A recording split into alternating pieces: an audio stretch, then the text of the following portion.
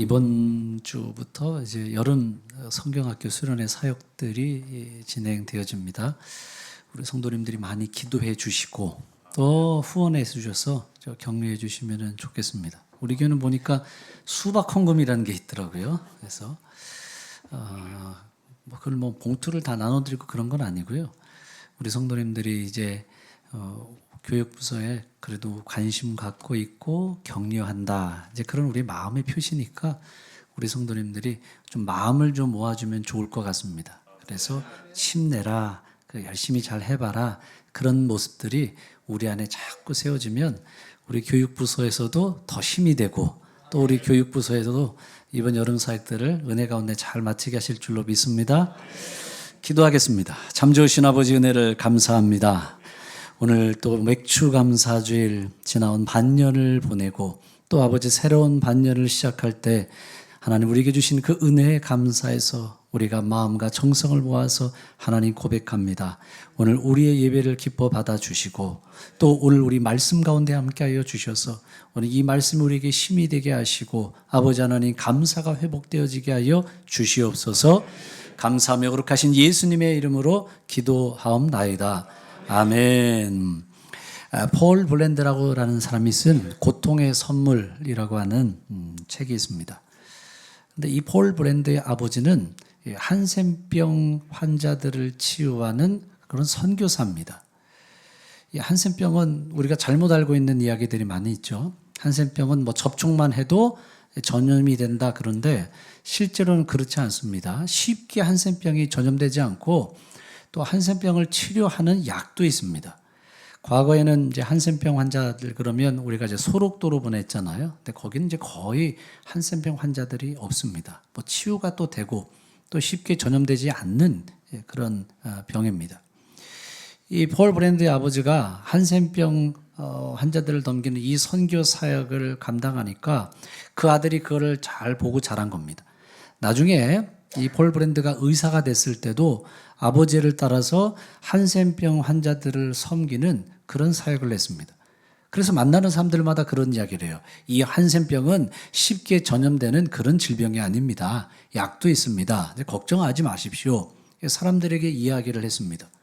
그런데 어느 날 갑자기 이 폴 브랜드가 몸이 아픈 거예요.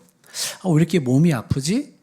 그래서 3일 동안 몹시 앓았는데 갑자기 보니까 발에 감각이 없는 것처럼 느껴졌습니다. 송곳으로 찔렀는데 감각이 없는 거예요. 이 한센병의 문제가 감각을 잃어버리는 겁니다. 이 감각을 잃어버리는 게 굉장히 무서운 거예요. 왜냐하면 만약에 어딘가가 상처가 나면 우리가 상처가 났을 때의 고통을 느껴야 되는 겁니다. 그래야 치유를 하는 건데 치료를 받는데 이게 고통이 느껴지지 않으니까 이게 뭐가 문제가 있는지를 모르고 또 어딘가 한 부분에서 이 피부의 한 곳이 찢겨져서 피가 쏟아져 나오면 이게 고통을 느껴야 빨리 치료를 할 텐데 치료가 안 되는 겁니다. 그래서 한센병이 고통을 느끼지 못하는 게 이게 사실은 굉장히 위험한 거예요.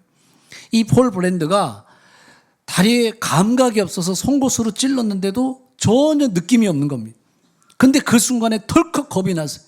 야, 이게 한센병은 쉽게 전염되는 병이 아니라고 생각했는데 야, 이게 내가 잘못 알았나 보다. 이게 사람들이 잘못 이야기를 하고 있는 거다. 이게 한센병이 이게 쉽게 전염이 되고 만지기만 해도 전염이 되고 그런 병인가 보다.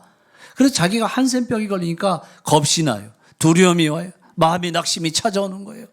그래서 밤새 뜬 눈으로 시간을 보내는 겁니다. 이거 어떻게 하면 좋을까? 그리고 아침에 일어나서 다시 송곳으로 자기 발을 찔렀습니다. 그런데 통증이 느껴지는 거예요. 그때 이 폴 브랜드가 이런 얘기합니다. 하나님 고통을 주셔서 감사합니다. 그런데 이 폴 브랜드가 이 고통의 선물이라는 책에서 이런 이야기를 합니다. 인생은 원하는 대로 되면 감사를 잃어버린다. 이런 말을 해요. 따라해보세요. 인생은 원하는 대로 되면 감사를 잃어버린다. 내가 원하는 대로만 다 되면 감사를 잃어버려요. 그래서 하나님 때로는 우리 인생 가운데 고통도 주시고 고난도 주시고 어려움을 주십니다. 왜냐하면 그 고통을 통하여서 우리가 감사가 살아나기를 원하고 감사가 회복되기를 원하십니다.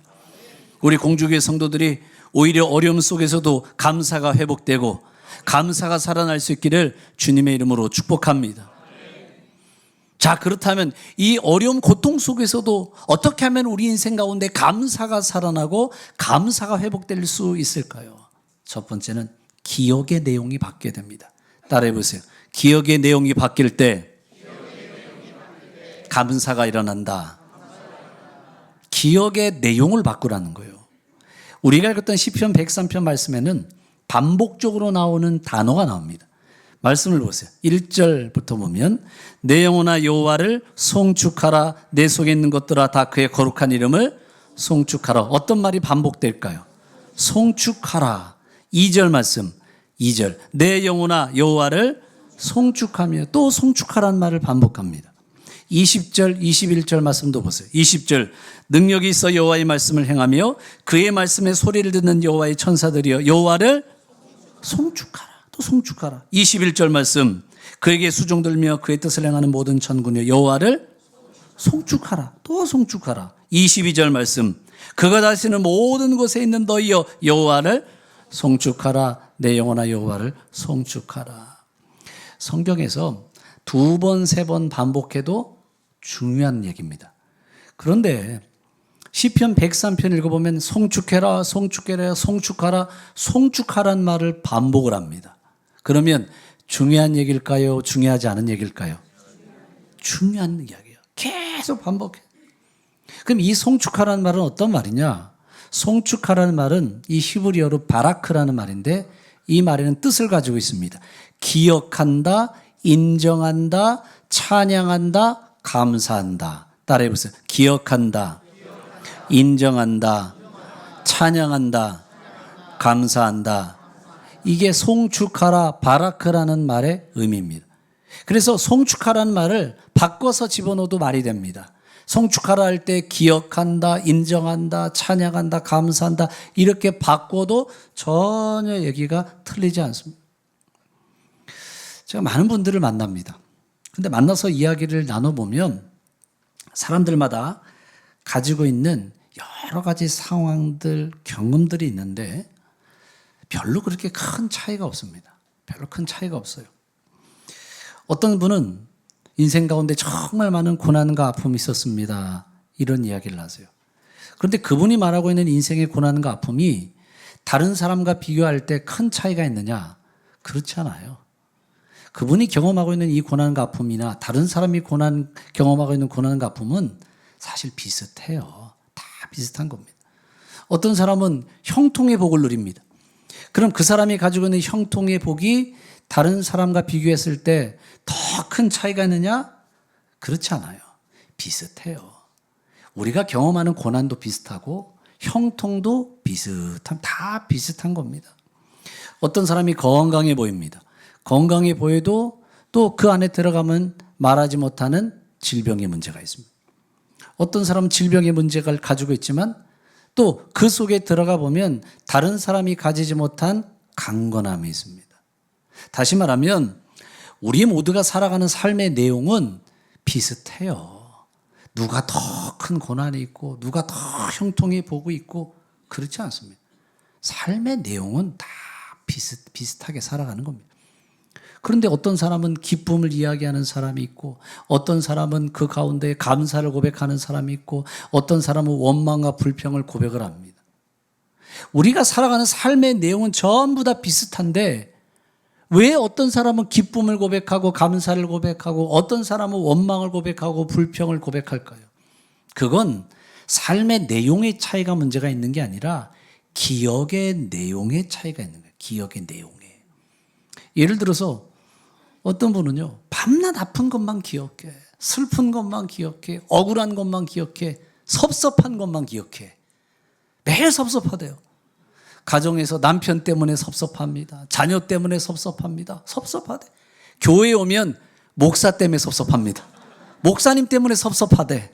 성도들 때문에 섭섭합니다. 친구 때문에 섭섭합니다. 밤낮 무슨 이야기만 해요. 섭섭한 것만 기억해. 섭섭한 것만 기억하니까 원망하고 불평하는 거예요. 또 어떤 사람은 하나님의 은혜를 기억합니다. 기쁨을 기억합니다. 삶의 강건함을 기억을 합니다. 좋은 것을 기억하니까 감사가 나와요. 여러분, 지났던 시간을 보세요. 다 나쁜 것만 있었나요? 섭섭한 것만 있었나요?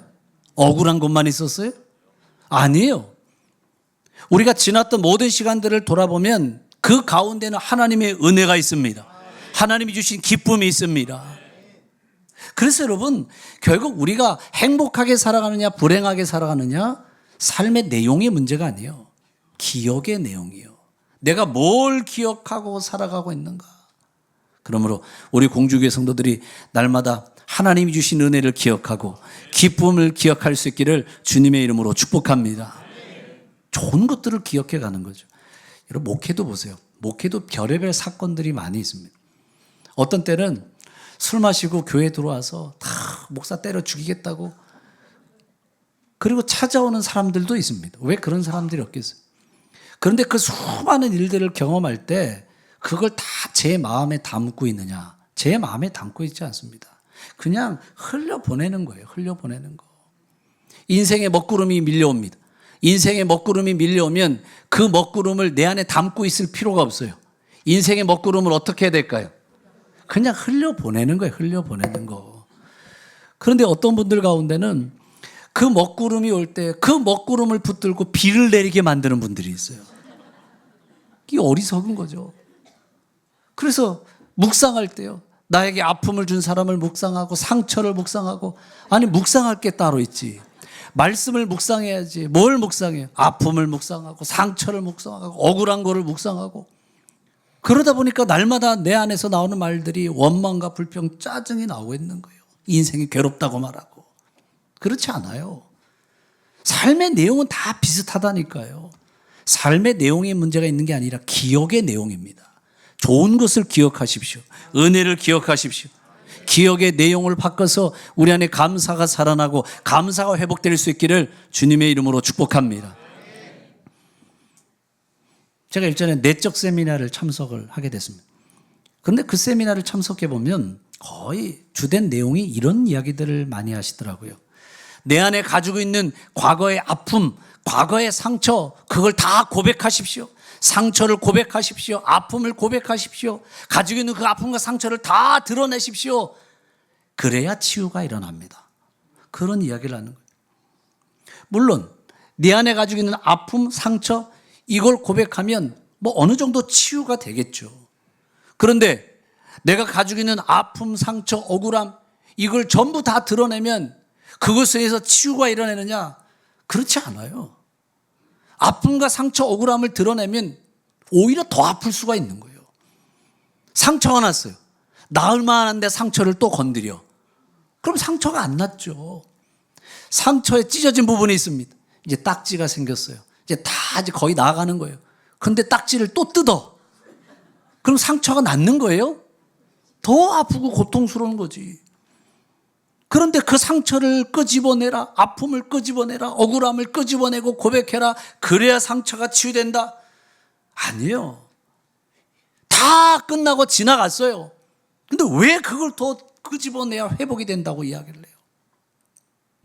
우리나라 정신과 의사 중에 김혜남 씨라고 하는 분이 있죠. 이 김혜남 씨가 어떤 30살 심리학에게 묻다.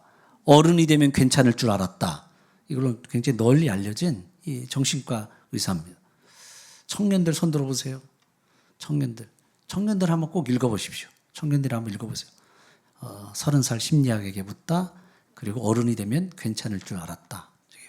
근데 이 김혜남 씨가 이런 이야기를 해요. 우리가 우울증을 많이 겪는단 말이에요. 근데 우울증을 겪는 이유가 뭐냐? 시간의 강물 속에 내가 가지고 있는 아픔과 상처를 던지지 않았다는 거예요. 시간의 강물 속에다 던지면 흘러가는 겁니다. 그런데 시간의 강물 속에 던져졌던 내 안의 아픔과 상처 흘려보내야 되는데 시간의 강물 속에 던져졌던 아픔과 상처를 또 끄집어내. 또 건져 올려.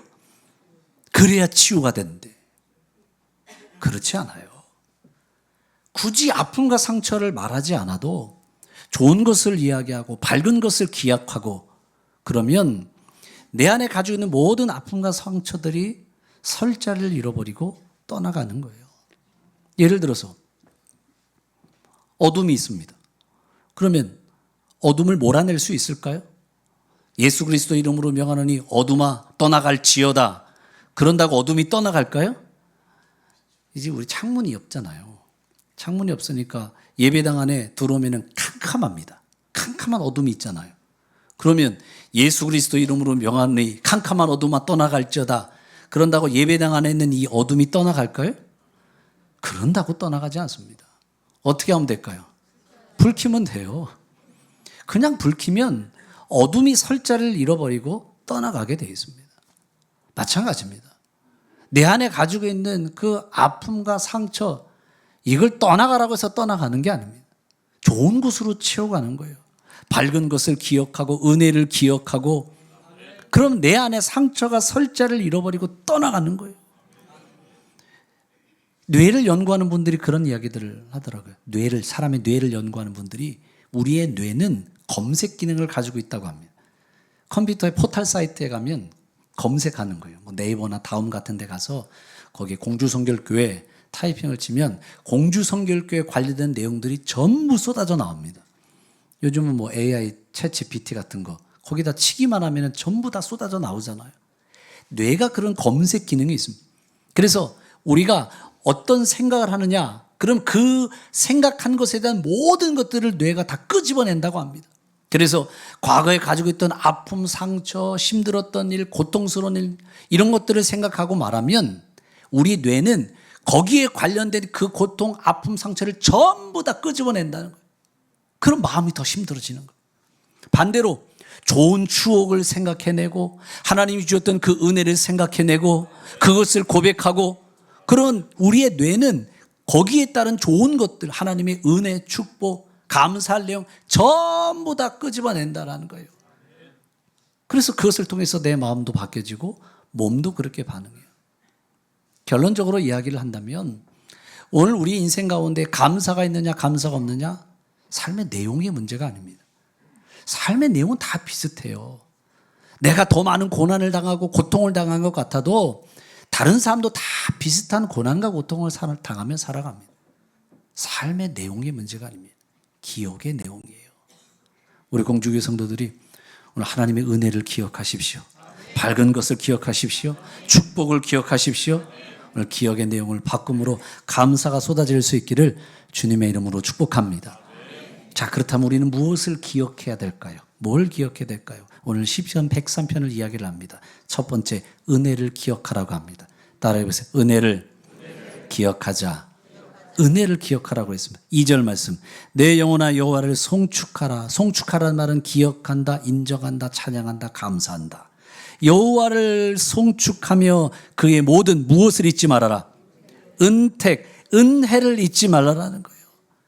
지금까지 지났던 모든 것이 하나님의 은혜인 걸 믿으시기 바랍니다. 은혜 아닌 게 없어요. 바울이 이야기할 때 나의 나 된 것은 주의 은혜라. 은혜. 내가 잘나서 된 거 아닙니다. 우리 자녀들이 그러죠. 아유, 자녀들이 어떻게 이렇게 잘 되셨어요?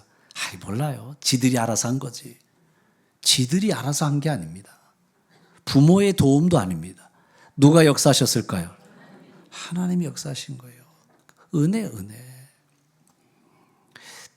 저도 마찬가지입니다. 사실 저도 이 자리에 설 수 있는 게 하나님의 은혜입니다. 이 자리는 제가 말씀을 전해야 될 자리가 아니라 주님이 오셔서 직접 말씀을 전해 주셔야 될 자리입니다. 그럼에도 주님께서 저에게 대신 그 말씀을 전할 수 있도록 이 자리에 세워주셨습니다. 그럼 그게 은혜죠. 그게 은혜죠. 다윗을 보세요. 다윗은 늘 겸손한 인생을 살아가는데 하나님의 은혜를 기억하는 겁니다. 유대 전승에 따르면 다윗이 기도하는 기도방, 그 기도방에는 목동 때 입었던 옷을 걸어두었다고 합니다. 유대 전승에 보면 그런 내용이 나와요. 그래서 기도할 때 그 방에 들어가면서 뭘 볼까요? 목동 때 입었던 옷을 보면서 생각하는 겁니다. 기억하는 겁니다. 나는 원래 왕이 될 사람이 아닌데 그냥 이스라엘의 목동에 불과한데 하나님의 은혜로 내가 이스라엘의 왕이 됐구나. 그걸 바라볼 때마다 하나님의 은혜를 기억하는 거예요. 은혜 아닌 게 하나도 없습니다. 모든 게 하나님의 은혜입니다. 날마다 하나님의 은혜를 기억하고 감사를 고백할 수 있는 저와 여러분이 되길 주님의 이름으로 축복합니다. 또 뭘 기억해야 될까요? 죄악을 사시고 병을 고치신 것을 기억하라고 그랬습니다. 3절 말씀 보세요. 그가 내 모든 죄악을 사시며 내 모든 병을 고치시며 우리 모든 죄악을 사해 주셨다. 여러분, 하나님과 우리 사이는 무슨 사이냐면 원수 사이입니다. 원수 사이. 보통 원수라는 말을 언제 사용을 해요? 원수라는 말. 내 돈 100만 원 빌려가서 안 갚았어. 내 원수. 그렇게 말하는 사람은 없죠.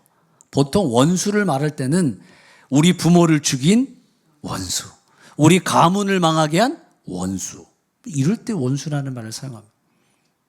그런데 하나님과 우리 사이가 무슨 사이? 원수 사이요, 원수 사이. 하나님과 우리 사이가. 왜 하나님과 우리 사이가 원수 사이일까요? 죄 때문에.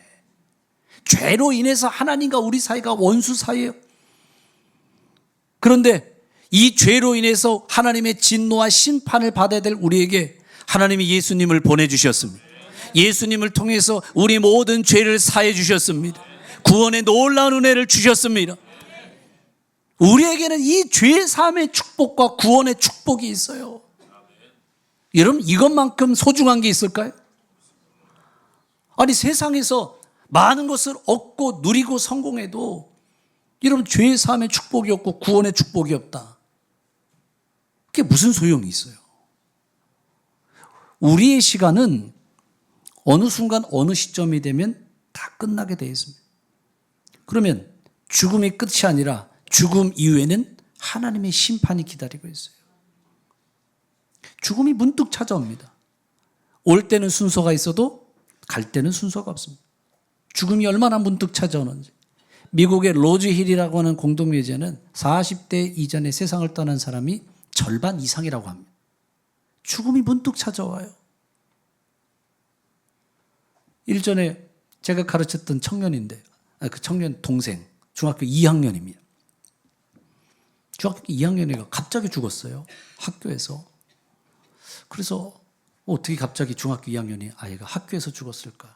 근데 얘기를 들어봤는데, 그러니까 애들이 선생님이 그러잖아요. 학교에서 장난치지 마라, 장난치지 마라. 장난치면 안 돼요. 교회 다니는 중학교 2학년짜리 학생인데, 이제 교회죠. 교회가 쉬는 시간에 계단을 내려가는데 친구들이 장난을 치는데 뒤에서 올라탄 거예요. 애들끼리 그런 장난 한단 말이에요. 갖고 있다가 말도 하지 않고 갑자기 뒤에서 올라타는. 그런데 복도가 아니라 계단을 내려가는데 뒤에서 친구가 올라탔어요. 그러자 얘가 갑작스러운 일이라 무게중심이 앞으로 쏠리겠죠. 앞으로 쏠리면서 계단에서 떼굴떼굴떼굴 굴는데 목뼈가 부러져 죽었어요. 중학교 2학년짜리 아이인데 뒤에서 올라탄 애는 멀쩡해. 얘는. 부모가 얼마나 충격일까요? 얼마나 충격이겠어요? 장난치면 안 되거든요. 갑작스럽게 중학교 2학년 아들이 세상을 떠난 거예요. 여러분, 우리는 죽음이 문득 찾아오게 되어 있습니다. 오늘 건강하다고 내일 건강을 보장할 수 있을까요? 아무도 없습니다. 그래서 여러분, 오늘 우리 인생 가운데 진짜 축복이 뭐냐면 구원의 축복인 걸 믿으시기 바랍니다. 구원의 축복이라, 지금 우리가 죽어도 하나님 나라 갈 수 있습니다. 구원의 축복보다 더 큰 축복이 없어요. 우리 공주교회 성도들이 오늘 내 인생에 죄 사함을 허락하시고 구원의 축복을 허락하신 그 하나님에 대해서 감사할 수 있기를 주님의 이름으로 축복합니다.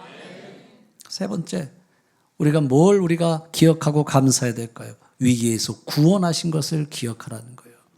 시편 103편 4절 말씀 보세요. 내 생명을 파멸해서 속량하셨다. 이 파멸이라는 말이 샤하트라는 말인데 구덩이라는 뜻을 가지고 있습니다. 우리가 낙심의 구덩이, 절망의 구덩이에 빠질 때 하나님이 그곳에서부터 우리를 구원하시는 걸 믿으시기 바랍니다. 시편 40편 2절 말씀을 보세요. 나를 기가 막힐 웅덩이와 수렁에서 끌어올리시고 반석 위에 두사 내 발을 견고하게 하셨다. 기가 막힐 웅덩이여서 내가 당한 이 일이 얼마나 황당한지 기가 막혀. 그런 말을 하잖아요. 기가 막혀서 말이 안 나온다. 너무 황당하다. 이렇게 어처구니 없는 일을 당했을까? 그런 말이 기가 막힐 웅덩이에 빠졌다는 거예요. 그런데 그런 기가 막힐 낙심과 절망의 웅덩이 속에서도 하나님이 나의 발을 견고하게 하시고 나를 끌어올려 주시는 걸 믿으시기 바랍니다. 그걸 기억하라는 거예요. 제가 이야기 드렸죠. 어떤 권사님인데 큰아들이 교통사고로 세상을 떠났어요. 둘째는 암으로 세상을 떠났어요. 셋째는 강도에게 칼에 찔려 세상을 떠났어요.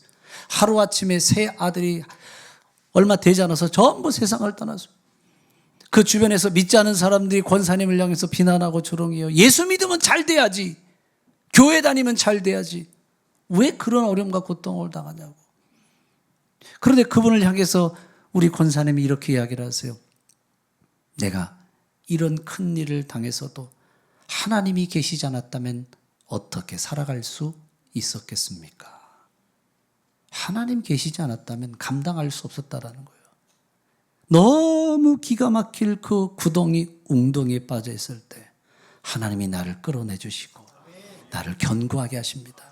오늘 그것을 기억할 수 있는 저와 여러분 되길 주님의 이름으로 축복합니다. 네 번째, 나를 만족하게 하신 것을 기억하라고 했어요.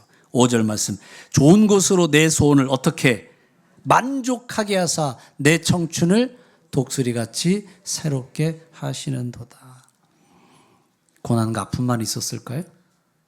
대답해 보세요. 내가 지났던 시간들이 힘든 일만 있었어요? 아니에요. 그 가운데 하나님이 내 인생에 기쁨을 주셨고 내 영혼에 만족함을 주셨습니다. 나에게 힘과 능력을 주셨습니다. 만약 그러지 않았다면 아마 우리 인생에 산산조각 났을 거예요. 저도 목회하면서 그런 생각들을 갖습니다. 만약 내가 그 상황에서 혈교 부렸으면 내 목회가 완전 산산조각 났겠다. 그런 생각을 가져요. 그런데 그럴 때마다 하나님이 힘을 주시고 독수리 날개치듯 창공을 날아오르게 하시고 기도할 때마다 내 기도의 제목과 소원을 응답하셨어요. 그러니까 여기까지 온 거예요. 그러므로 우리 공주교회 성도들이 살아가는 삶의 내용은 다 비슷합니다. 중요한 것은 기억의 내용이에요. 뭘 기억할 것인가? 날마다 은혜를 기억하십시오. 구원의 축복을 기억하십시오. 오늘 그것을 기억함으로 감사를 고백할 수 있기를 주님의 이름으로 축복합니다. 여러분, 두 번째는 부를 수 있는 찬양이 있는 사람이 감사가 있습니다. 따라해 보세요. 부를 수 있는 찬양이 있어야 한다. 부를 수 있는 찬양이 있어요. 그런 사람은 감사를 고백해. 우리가 뭔가를 기억할 때는 노래를 만들어서 부를 때가 있습니다. 노래로 하면 잊지를 않아요. 오래 지난 일이라도. 초등학교 때 교가가 아직도 생각이 납니다. 초등학교 때 교가. 생각나시나요? 초등학교 때 교가. 제가 역촌 초등학교 나왔어요. 역촌의 맑은 해. 아직도 초등학교 때 교가가 생각나요. 중학교 때 교가도 생각이 나요. 북한산 아직도 생각이 나요. 고등학교 때 교가도 생각이 나요.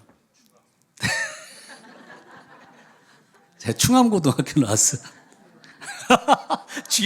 누가 쥐어줬어요? 네, 제가 충암고등학교 아세요?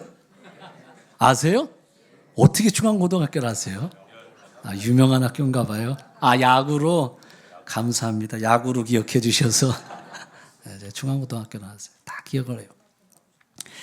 우리 성경 66권을 노래로 외웠습니다. 기억하시나요? 성경 66권.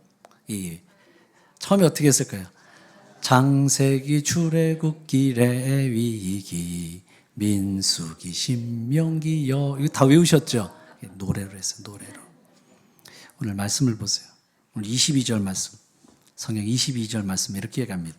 여호와의 지으심을 받고 그가 다스리는 모든 곳에 있는 너희여 여호와를 어떻게 할까요? 송축하라. 송축한다는 말은 어떤 말? 기억하고 인정하고 찬양한다. 하나님을 찬양해라. 찬양해라. 노래로 찬양해라. 감사를 기억하고 감사를 고백하게 해서. 시편을 읽다 보면 시편에 표제어라는 게 있습니다. 시편 1절 시작하기 전 그 위에 표제어가 있습니다. 이런 말이 나옵니다. 현악에 맞춘 노래. 다윗이 인도자를 따라 부른 노래. 그러니까 시편은 다 뭘까요? 노래입니다. 노래. 왜 노래로 부르게 했을까요? 기억하기 위해서. 그래서 하나님의 은혜를 기억하고 감사하기에 가장 좋은 게 뭘까요? 찬양, 노래라는 거예요. 제가 어떤 교회나 가정을 가보면 18번 찬송, 찬양이 있는 교회나 성도들이 있습니다. 어떤 교회를 갔더니 그 교회에서는 예수는 나의 힘이요 찬양을 하면 성도들이 다 울어요. 그래서 이 찬양을 하는데 왜 성도들이 다 울까? 목사님에게 물어봤어요. 아니 성도들이 예수는 나의 힘이요 하면 왜 다 울어요? 네, 사실은 목사님 우리 교회가 참 힘들고 어려운 때가 있었습니다. 갈등과 다툼이 있으면서 성도들이 교회를 떠나가는 겁니다. 그래서 남아있는 성도들이 이 어려움과 힘든 시간들을 이겨나갈 때 뭘 불렀을까요? 예수는 나의 힘이요. 예수는 나의 힘. 그 찬양을 부르면서 어려운 시간들을 다 견뎌나갔습니다. 지금은 그 시간들이 지나갔지만 예수는 나의 힘이요 이 찬양 부를 때마다 옛날 생각나는 거예요. 참 힘들고 어렸는데 하나님이 은혜를 주셔서 이겨나가게 하셨지. 그걸 기억하면서 찬양해요. 어떤 분 집에 신방 갔는데 주 안에 있는 나에게 찬송을 부르는데 가족이 다 울어. 그 왜 그러세요? 그랬더니 남편이 사업이 쫄딱 망했어요. 너무 힘들고 어려서 길거리에 내앉는 그 상황 속에서 가족들이 날마다 가족 예배 드릴 때 불렀던 찬송, 주 안에 있는 나에게 딴 근심 있으랴. 이 찬송을 불러. 지금 그때 생각하니까 그 은혜가 감사해. 그 찬송하면 날마다 눈물이 나오는 거야. 눈물이. 여러분 내 인생에 부를 수 있는 노래가 있습니까? 내 인생에 부를 수 있는 노래, 내 인생에 부를 수 있는 찬송, 그 찬송이 있어야 돼요. 그 찬송 부를 때마다 하나님의 은혜에 감사하고 그 찬송 부를 때마다 눈물 흘릴 수 있는 내 인생에 부를 수 있는 노래, 부를 수 있는 찬송이 있어야 돼요. 나는 우리 공주교 우리 모든 성도들이 내 인생에 부를 수 있는 찬송이 있기를 주님의 이름으로 축복합니다. 마지막 세 번째는 감사는 헌신과 섬김의 자리로 가게 합니다. 송축한다는 말은 기억한다, 인정한다, 찬양한다, 감사한다. 그런데 그 하나님의 은혜를 기억하고 감사하는 사람들은 주님의 뜻대로 살아갑니다. 주님의 뜻을 실천하며 살아갑니다. 헌신과 섬김의 자리로 가는 걸 믿으시기 바랍니다. 그래서 말씀을 보세요. 21절 말씀. 제가 현대인의 성경으로 풀어서 가지고 왔습니다. 여호와의 모든 군대여 주님의 뜻을 따라 실천하는 자들아 주님의 모든 종들아 여호와를 찬양하라. 감사하는 사람들이 주님 뜻을 따라 살아가고 감사하는 사람들이 주님 뜻을 실천하며 살아갑니다. 왜냐하면 나에게 주셨던 그 은혜가 너무 감사한 거예요. 왜 우리 인생 가운데 섬김이 사라지고 헌신이 사라질 거예요? 감사가 없는 거예요. 감사와 헌신은 비례하게 되어 있습니다. 감사가 충만할수록 헌신의 자리로 가게 하시고 감사가 메마르면 헌신도 메말라지는 거예요. 예를 들어서 뭔가 나에게 고마운 일을 해준 사람이 있으면 그 사람에게 보답하고 싶은 마음이 있지 않을까요? 우리 집에 이렇게 더운 여름날인데 에어컨이 고장났습니다. 전화했더니 에어컨 기사가 바로 왔어요. 그래서 그걸 고쳐주는데 에어컨 기사가 고쳐주고 나면 우리가 수고비를 당연히 줍니다. 그런데 내 에어컨을 고쳐준 것에 대한 수고비를 주는 것뿐만 아니라 인사까지 합니다. 수고하셨습니다. 감사합니다. 내가 내 돈 주고 고치는데도 수고합니다. 감사합니다. 그리고 수고 많이 하셨습니다. 음료수도 하나 줍니다. 왜 그렇습니까? 고마우니까. 사람이라는 건 그런 겁니다. 사람이라는 거는 뭔가 나에게 좋은 일을 해주면 고마워요. 보답해주고 싶은 게 사람의 마음입니다. 제가 예전에 극동방송을 듣다 보니까 이런 간증을 하나 하신 이야기를 듣게 됐습니다. 어떤 젊은 분인데 이분이 본인이 간이 다 망가진 겁니다. 간 이식 수술을 받아야 되는데 이식 수술해 줄 수 있는 가족도 없는 겁니다. 이식 대기자로 올려놨는데 너무 오랜 시간이 걸리는 겁니다. 이식 받으려는 사람이 많다 보니까 조금 있으면 이제 죽을 수밖에 없는 순간, 시한부 인생입니다. 이식을 받을 수도 없고 이식 대기자도 너무 많고 그래서 병원에서 나와서 길바닥에서 그냥 털썩 주저앉아서 엉엉 울었습니다. 왜냐하면 자기 신세가 너무 처량한 거예요. 이제 앞으로 죽을 날이 얼마 남지 않았어요. 이식을 받아야 되는데 이식 받기 너무 어려워요. 엉엉 울고 있습니다. 그런데 그 옆을 지나가던 어떤 행인이 오면서 물어본 거예요. 이보게 젊은이 왜 그렇게 앉아서 울고 앉아있어? 그러자 이 젊은 분이 이런 얘기했어요. 그냥 가던 길 가세요. 그래요. 가던 길 가세요. 아니 왜 그러는데?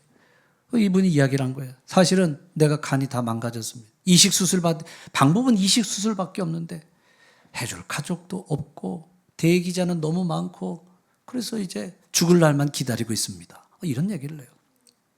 근데 지나가던 분이 이 젊은 친구를 보면서 뭐라고 말했냐면 이렇게 얘기했습니다. 그래? 그럼 내 간을 이식해 줄게. 이런 얘기를 했습니다. 이거 사실 있을 수도 없는 이야기죠. 가족도 아니고 본 적도 없는 사람이고 처음 지나가다가 만난 사람입니다. 그런데 이분이 그럼 내가 내 간을 이식해 줄게. 나 O형이야. 다 이식해 줄 수 있어. 이런 얘기를 하는 거예요. 그러니까 얼마나 황당한 이야기예요. 이 젊은이가 아이 농담하지 마세요.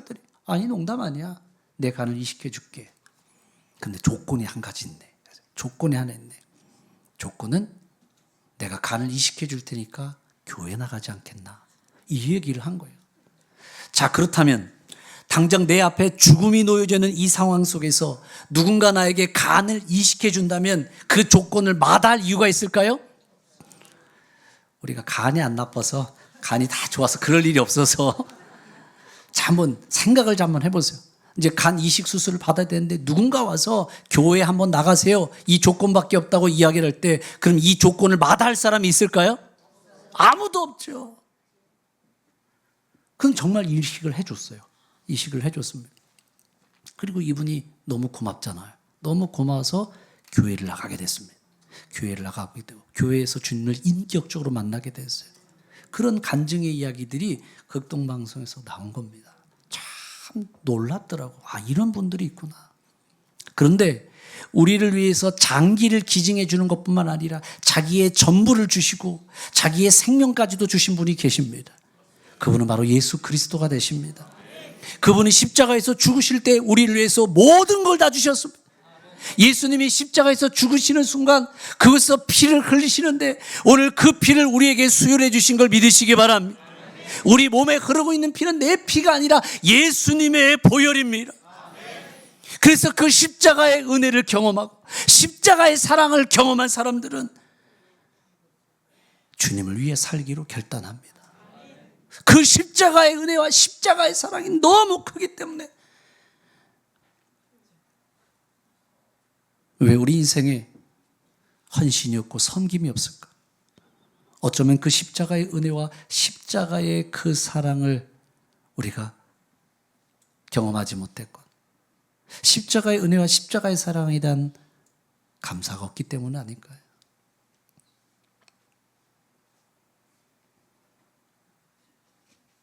우리 공주교회 성도들이 십자가의 은혜를 기억하기를 축복합니다. 십자가의 사랑을 기억하십시오. 그리고 그 십자가의 은혜를 기억하고 감사하고 감격할 수 있기를 바랍니다. 그 감사 가운데에 오늘 헌신의 자리로 갈 수 있기를 바랍니다. 삶의 내용은 다 비슷한 겁니다. 삶의 내용의 문제가 아니라 기억의 문제입니다. 십자가 은혜를 기억하십시오. 구원의 은혜를 기억하십시오. 내게 베풀어 주신 엄청난 은혜를 기억하십시오. 그래서 날마다 감사를 고백할 수 있는 그런 저와 여러분이 되길 주님의 이름으로 축복합니다.